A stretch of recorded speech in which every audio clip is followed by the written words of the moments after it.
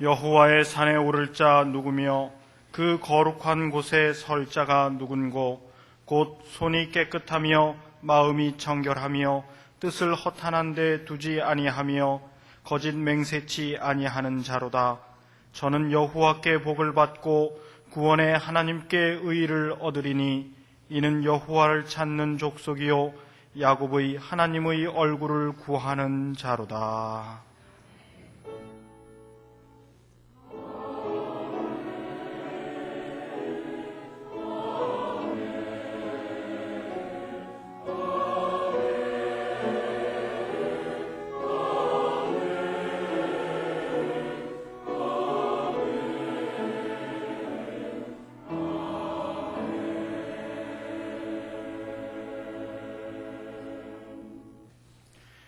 이 시간 하나님께서 우리에게 주시는 구약의 말씀은 이사야 51장 1절에서부터 3절까지입니다.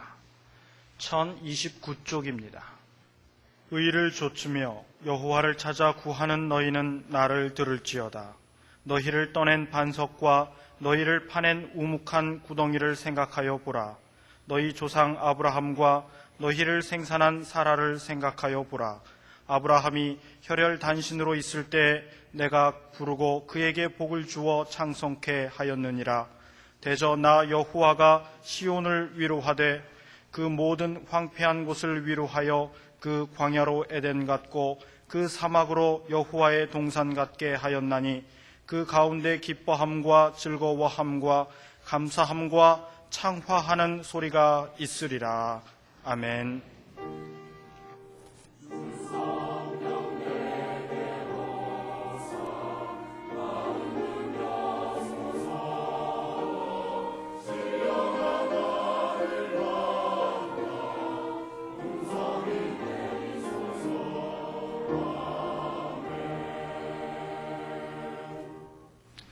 하나님께서 우리에게 주시는 신약의 말씀은 디모데전서 4장 15절과 16절입니다. 340쪽입니다. 이 모든 일에 전심전력하여 너의 진보를 모든 사람에게 나타나게 하라. 내가 내 자신과 가르침을 삼가 이 일을 계속하라. 이것을 행함으로 내 자신과 내게 듣는 자를 구원하리라. 아멘. 오늘의 구약 본문 말씀 중에서 2절과 3절을 다시 보시면 너희 조상 아브라함과 너희를 생산한 사라를 생각하여 보라. 아브라함이 혈혈 단신으로 있을 때에 내가 부르고 그에게 복을 주어 장성케 하였느니라. 대저 나 여호와가 시온을 위로하되 그 모든 황폐한 곳을 위로하여 그 광야로 에덴 같고 그 사막으로 여호와의 동산 같게 하였나니 그 가운데 기뻐함과 즐거워함과 감사함과 창화하는 소리가 있으리라. 하나님께서는 아브라함을 뽑아서 외롭고 쓸쓸하게 평생을 살게 한 것이 아니라 가정을 이루고 족속을 이루고 그리고 민족을 이루도록까지 창성하게 하셨습니다. 또 사막과 같이 쓸모없는 버려진 땅 같은 곳도 하나님께서 손질하시면 쓸모있는 땅, 윤택한 땅, 기름진 땅으로 얼마든지 바꿔질 수 있고 이렇게 개선해 나가고 더 잘되게 하시는 것이 하나님의 뜻입니다. 이것을 다른 말로 하면 발전이라고 볼 수가 있겠죠. 오늘의 신약 본문 말씀은 이 모든 일 이렇게 시작하고 그리고 이 모든 일의 의미는 뭐냐면 바로 앞에 기록한 12절로 14절에 있는 말씀을 가리키는 것인데 누구든지 내 연소함을 업신여기지 못하게 하고 오직 말과 행실과 사랑과 믿음과 정절에 대하여 믿는 자의 본이 되어 내가 이룰 때까지 읽는 것과 구원하는 것과 가르치는 것에 창념하라. 내 속에 있는 은사 곧 장로의 회의에서 안수받을 때 예언으로 말미암아 받은 것을 조심없이 말며 그랬습니다. 비록 젊더라도 말과 행동 그리고 신앙생활에 있어서 본이 되어야 할 것과 성경을 늘 깊이 연구하고 여기서 깨닫는 대로 잘 권하고 가르치면서 범사에 조심하는 자세로 살아갈 것을 말씀하시고 이어서 오늘의 본문이 나오는데 그 15절을 새번역 성경으로 읽어보면 이렇습니다. 이 일들을 명심하고 힘써 행하십시오. 그리하여 그대가 발전하는 모습을 모든 사람에게 나타나게 하십시오. 그렇다면 무엇을 발전시켜야 하겠습니까? 우리의 신앙 인격이고 여기서 우러나온 아름다운 인생, 삶, 예수님을 점점 더 닮아가는 모습을 의미하는 것 아니겠습니까? 그렇습니다. 성장하는 모습이 아름답습니다. 발전하는 모습이 아름답습니다. 전진하고 새로워지는 모습이 아름답습니다. 정지해 있는 것은 아름다울 수가 없고 퇴보하는 것은 더욱 아름다울 수가 없어요. 혹 시골을 지나다 보면 사람이 살다가 집을 그냥 둔 채로 이사가 버리는 집들이 있어요. 퇴락해서 문도 떨어지고요, 거미줄이 치고 마당에는 쑥대밭이 돼 있고 그런 집을 볼 적에는 참 마음이 언짢아져요. 지금이라도 손질만 잘하면 얼마든지 쓸 수 있을 터인데 퇴락하다 보니까 을씨년스럽고 흉물스럽고 아주 언짢아져요. 사람은 태어나서 100일까지 성장 속도가 가장 빠르다고 그러죠. 그래서 아기들이요, 하룻밤 자고 나면 달라요. 하루가 달라요. 그렇게 조금씩 자라가는 모습을 직접 육안으로 확인할 수가 있습니다. 그런데 그러다가 아기가 뒤집고요. 뒤집는 것도 이건 하나의 이벤트입니다. 그럼 가족 전체 화제가 그거예요. 아유, 아기가 뒤집었다고. 이거 보라고 뒤집는다고. 앉으면 앉아서 그게 그렇게 이쁘고 그 다음에 붙잡고 쓰는 것이 그렇게 자랑스러워서 동네 자랑을 하고 막 그래요. 그런데 잘 자라다가 5살쯤 되어서 만약에 성장이 멈췄다면 어떻게 됩니까? 그건 큰일 나는 겁니다. 정말 보통 큰일이 아니에요. 육체와 함께 정신적으로도 자라지만 육체가 다 자라고 나면 그 다음부터는 주로 정신, 마음, 신앙, 인격이 자라고 거기에서 나이를 먹으면 성숙하고 원숙해지는 겁니다. 마태복음 3장에 보면 예수께서 공생의 활동을 하실 수 있도록 준비하는 세례 요한의 회개 운동이 있습니다. 그때 세례 요한이 이렇게 부르짖었습니다. 회개하라! 그랬더니 많은 사람들이 와서 실제로 회개를 했어요. 그런데 이어서 말씀하기를 회개했느냐? 그렇다면 회개에 합당한 열매가 있어야 할 것 아니냐 하는 겁니다. 회개했다는 증거가, 회개했다는 분명한 변화된 삶이 보여져야 될 거 아니냐 하는 것이었죠. 그렇다고 하면 발전 또는 성장에 합당한 열매 또한 있어야 하지 않겠습니까? 우리의 삶이, 우리의 인격이, 우리의 신앙이 뭔가가 성장했다고 하면, 발전했다고 하면 거기 따른 변화된 모습, 발전한 어떤 증거 등등이 있어야 될 것 아니겠습니까? 오늘 본문에서 그 방법을 찾아보면 먼저 15절 상반절에 이 모든 일에 전심전력하여 그랬습니다. 전심전력하여. 모든 일이 뭡니까? 전도서 9장 10절 상반절을 보면 무릇 내 손이 이 일을 당하는 대로 힘을 다하여 할지어다 그랬어요. 그러니까 여기서부터 여기까지는 내 일이니까 내가 열심히 하고 여기선 남의 일이니까 뭐 적당히 하고 그게 아니고 어떤 경로로 내가 그 일을 하게 됐든지 다른 사람의 부탁을 받아서 하는 일이든지 다른 사람이 결근을 해서 그 일을 내가 하게 됐든지 어떤 경로로 그 일을 맡게 됐든지 맡게 된 그 일을 하는 데 있어서는 힘을 다하여 할지어다 분명히 그러셨어요. 또 어떤 자세로 해야 하겠습니까? 골로새서 3장 23절을 보면 무슨 일을 하든지 마음을 다하여 주께 하듯 하고 사람에게 하듯 하지 말라 그랬습니다. 우리가 주님께 하듯 하는 마음이라면 보통 정성이겠습니까? 얼마나 정성을 기울여서 우리 주님께 대하고 주님을 섬기고 받들고 가까이 하고 그러겠습니까? 사람에게 하듯 하지 말고 주께 하듯 하라는 겁니다. 그러니까 어떻게 해서 내게 맡겨진 일이든지 최선을 다하라는 것 아니겠습니까? 최선을 다하라는 겁니다. 마태복음 25장에는 우리가 잘 아는 달란트 비유가 나옵니다. 먼 곳에 가면서 한 사람에게는 5달란트, 한 사람에게 2달란트, 한 사람에게 1달란트 맡겨놓고 얼마 후에 와봤더니 5달란트 맡았던 사람은 장사를 해서 다시 5달란트를 남기고 2달란트 맡았던 사람도 장사해서 2달란트를 남기고 그런데 1달란트 맡았던 사람은 이걸 꽁꽁 싸두었다가 본전을 내놨다는 겁니다. 왜 어떤 사람에겐 5달란트 맡기고 어떤 사람에겐 2달란트, 어떤 사람에게 1달란트를 맡겼냐? 그건 우리가 관여할 바 아니에요. 그런데 여기에 대한 평가를 성경은 말씀하기를 뭐라 그럽니까? 한마디로 요약하면 그겁니다. 왜 최선을 안 했냐 하는 겁니다. 최선을 다한 사람은 그것을 상급으로 줬고 1달란트 맡았던 사람은 이걸 본전마저 잃어버리면 어떡하나 싶어서 꽁꽁 싸두었는데 왜 최선을 다하지 않았느냐는 겁니다. 제가 그저 추측컨대 그래요. 만약에 그 1달란트 받았던 사람이 그걸 가지고 열심히 노력하고 힘써 일했는데 그런데 뭔가 잘못돼서 본전을 날렸다 하더라도 아마 책망을 받지는 않았을 거예요. 왜? 최선을 다했으니까. 사자는 토끼를 잡는데도 최선을 다한다 그럽니다. 뭐 토끼 그까진 거니까 뭐 적당히 하는 게 아니라 그냥 한 번에 그냥 끝장내는 거예요.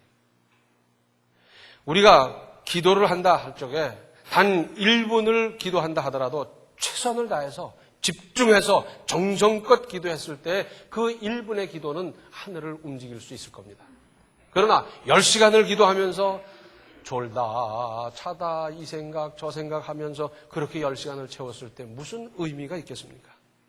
설거지 하나를 하더라도 최선껏 하라는 것이 성경의 가르침입니다. 우리말에 미봉이라는 말이 있어요. 바느질을 혼다고 그러잖아요.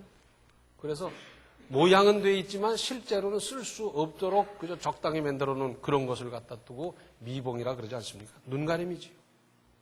우리말에 아주 좋은 단어가 있어요. 적당히. 참 좋은 말인데 이것이 나쁜 쪽으로 쓰여져 가지고 그죠? 우물우물하고 적당히 하고 넘어가고 그런 건 그런 단어를 쓰고 있어요. 이것이 우리가 버려야 할 잘못된 태도인데 지금 날이 추워지고 눈이 오고 막 이러니까 제일 먼저 무슨 걱정이 됩니까? 수도 파이프 얼어 터지면 어떡하나 그 생각부터 들잖아요. 왜? 이런 추위가 늘 오는 건 아니지만 몇 년에 한 번씩 올 적에 깊이 묻지 않고 손질 제대로 안 하고 잘 간수하지 않았다가 터져나가는 거예요. 그야말로 적당히 하다가 터져나가서 이 추운 겨울에 물 길러 다닌다고 한번 생각을 해보십시오. 아마 며칠만 추우면 틀림없이 이런 일이 사방에서 생겨날 터인데 언제까지 우리는 이래야 합니까? 특히 금년에는 신앙생활에 최선을 다할 일입니다. 다른 무엇보다도 믿음이 발전하고 성장해야 합니다. 왜냐하면 영혼이 잘 돼야 범사도 잘 되기 때문입니다. 이건 절대적인 법칙이에요. 그래서 내가 복받고 내가 제대로 은혜롭게 살아가기 위해서 이것이 기본이고 기초고 이 일부터 힘쓸 일입니다. 신앙생활이 발전하고 성장하려면 무엇보다도 먼저 교회의 지도에 착실히 따르는 겁니다. 그래서 기도하자 그러면 기도하고 성경 공부 이렇게 하자 그러면 그렇게 하고 그대로 따라가면 신앙은 아주 건실하게 착실하게 잘 자라갈 수 있어요. 그런데 그렇게 하지 않고 무슨 어디 가니까 번쩍한다더라 거니 뭐 어디 가니까 뭐 맛있는 음식이 있다 거니 하면서 여기저기 쓸데없는 데 다니다가 시험 들고 낙오되고 문제가 생기고 그런 경우가 얼마나 많습니까? 신앙생활은 내 마음대로 하는 게 아니에요. 교회의 지도를 따라 하도록 돼 있어요. 그리고 우리에게 큰 비전을 주셨습니다. 그래서 힘써 기도하며 힘껏 동참하는 겁니다. 하나님께서 제시하는 과제에는 언제나 상급이 예비되어 있다는 사실을 늘 명심하면서 임할 일입니다. 많은 사람들은 착각을 해요. 아이고, 이거 힘들 텐데, 내가 부담스러워, 어쩌고. 그러면서 피하기도 하고 외면하기도 하는데 참 불쌍한 사람들이에요.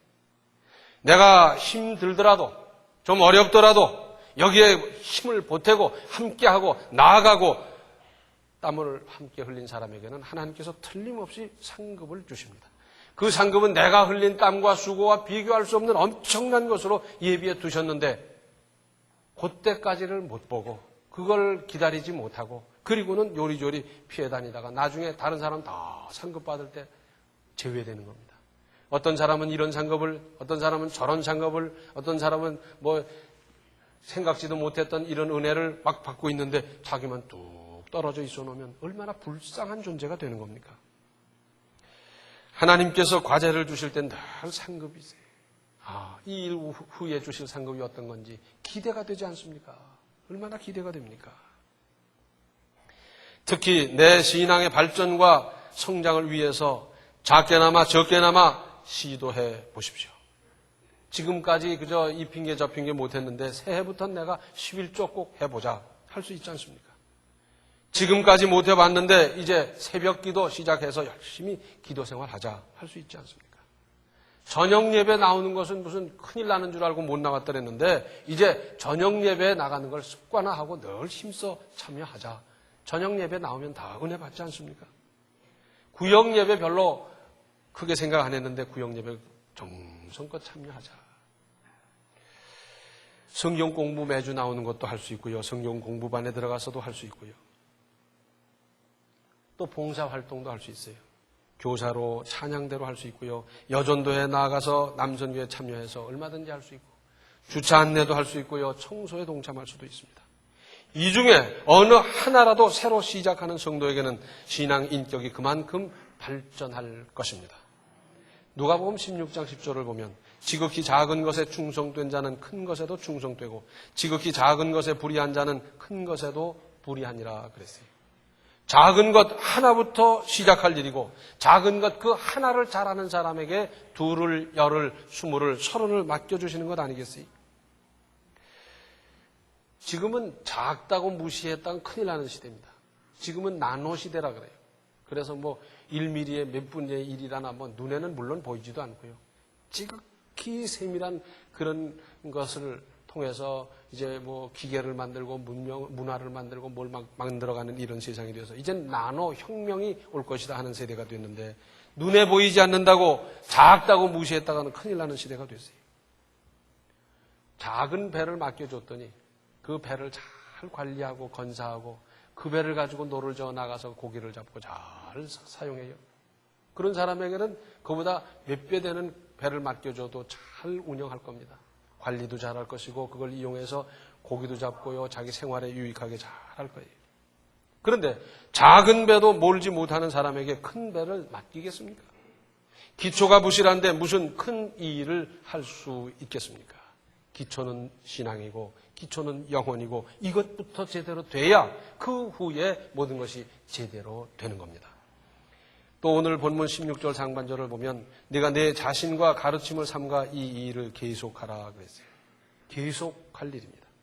끝까지 우여곡절이 아무리 많더라도 끝까지 하는 이런 정신이 필요합니다.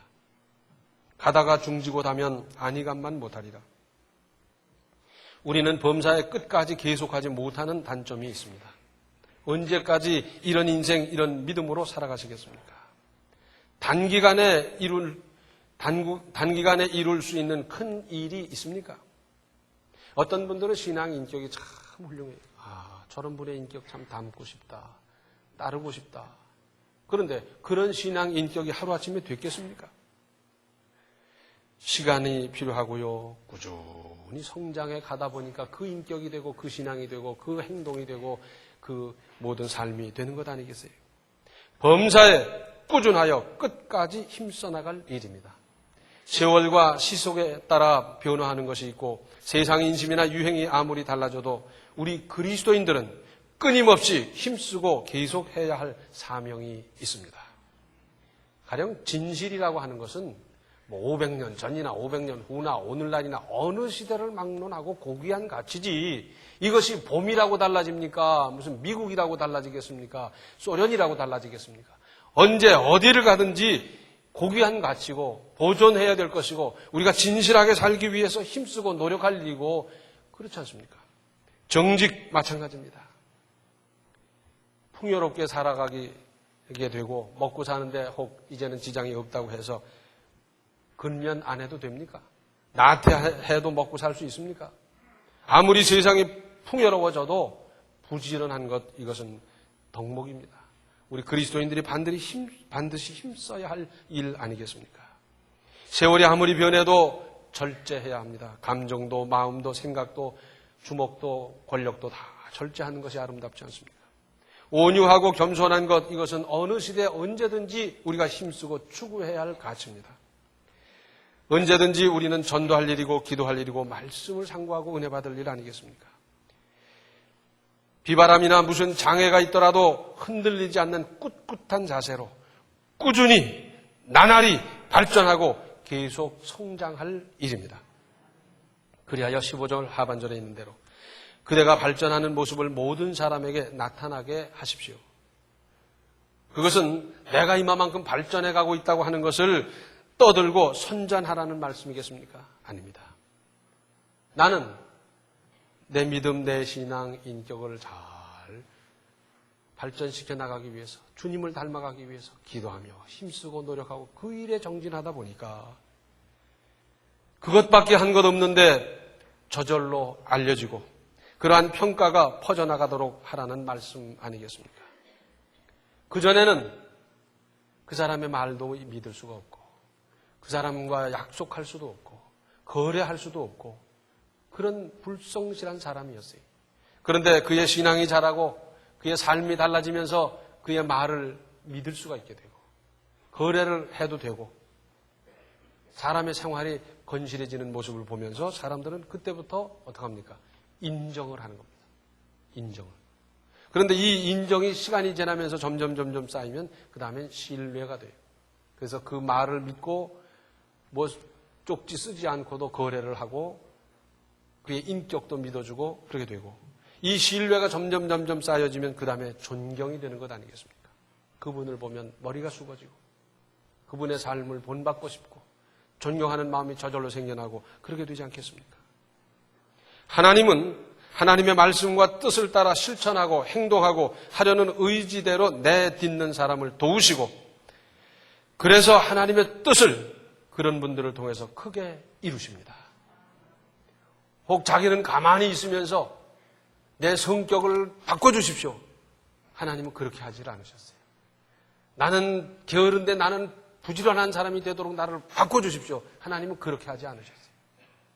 자기가 게으른 사람인 것을 인정하고 부지런히 살려고 노력하는 사람으로 하여금 부지런하게 살 수 있도록 그리고 부지런하게 살 때에 주시는 은혜가 어떤 건지를 맛보게 해주십니다. 하고자 하는 사람을 하나님께서 돕지 가만히 앉아있는 사람을 하나님께서 도울 필요가 있겠습니까? 또 그런 사람 도운 의미가 살아나겠습니까? 그래서 서양에서 그런 말을 하죠. 하늘은 스스로 돕는 자를 돕는다고요. 가만히 있는 사람은 돕는 게 아니고 하고자 하는 사람, 노력하는 사람, 목표를 세우고 나아가는 사람, 특별히 발전하고 진보하기를 힘쓰는 사람에 하나님께서는 그에게 지혜도 주시고 필요할 때 능력도 주시고 용기도 주시고 상급도 주시고 발전해 나가도록 역사하시지 않겠습니까? 금년에야말로 내 신앙과 내 인격과 내 삶, 내 전체가 향상하고 진보하고 발전하는 새해로 만들어 가시기 바랍니다. 기도하시겠습니다. 은혜로우신 아버지 하나님, 하나님께서 우리를 강제로 성장시키고 발전시키기보다 저희 한 사람 한 사람이 우리의 신앙의 진보를 보여줄 수 있는 믿음으로 나아가게 하시고 힘쓰게 하시고 노력하게 하시고 그러는 가운데 하나님의 도우심을 따라 큰 역사를 생각지도 못했던 큰 역사를 이루고도 남는 하나님의 은혜를 체험하고 자랑하고 간증할 수 있는 우리의 인생이 되게 하여 주시옵소서. 언제까지 좀 더 자자, 좀 더 졸자, 좀 더 눕자 하다가 벼락같이 도둑같이 엉뚱한 일을 만나겠습니까? 아버지 하나님 불쌍히 여겨주시고 금년이야말로 범사의 모든 면에서 진보하고 성장하는 해를 우리 모든 성도들 각자가 그리고 가정에서 이루어가게 하여 주시옵소서. 금년 연말쯤에는 저희들이 참으로 이렇게 성장하고 진보하고 발전해서 하나님으로부터 받은 은혜가 이렇게 크다고 하는 것을 감사하고 간증할 수 있게 하여 주시옵소서. 예수님의 이름 받들어 간절히 기도하옵나이다. 아멘.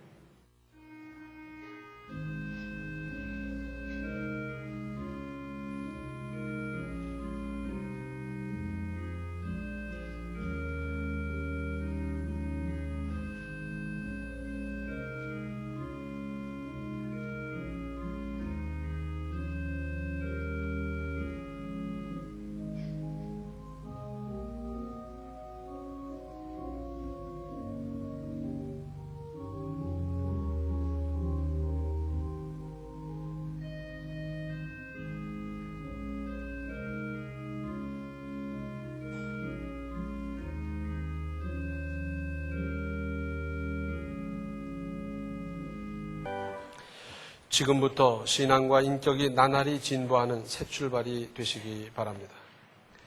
지금은 생명의 주 예수 그리스도의 은혜와 하나님 우리 아버지의 극진하신 사랑과 성령의 감화, 감동, 충만, 교통하심이 금년부터는 신앙과 인격과 삶과 모든 것이 향상하고 진보하고 발전하기를 힘쓰기로 작정하는 모든 성도들 머리 위에 이제로부터 영원토록 함께 계시기를 간절히 축원하옵나이다.